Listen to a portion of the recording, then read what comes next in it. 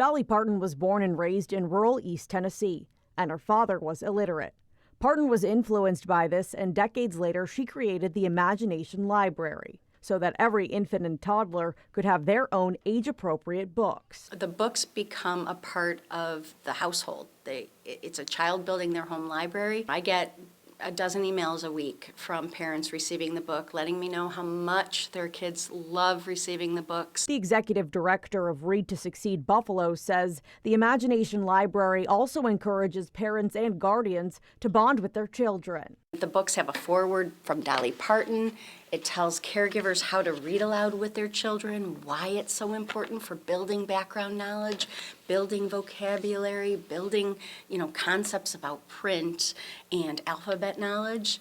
And it was really her passion. The number one indicator of whether or not a child becomes literate is the number of books in the home.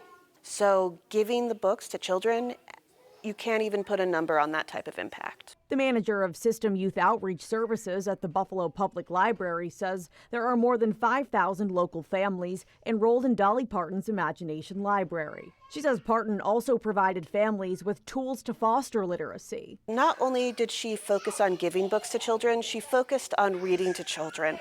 And that's such an important aspect that I think gets overshadowed in her program. If you ever want tips and tricks of how to get your kid involved in reading, her website has numerous age-appropriate ways to get your kid excited about books. And the Buffalo Public Library is hosting a movie event in honor of Dolly Parton on Wednesday, September 2nd. For more information, you can head to WGRZ.com. On your side, Chelsea Swift, Channel 2 News.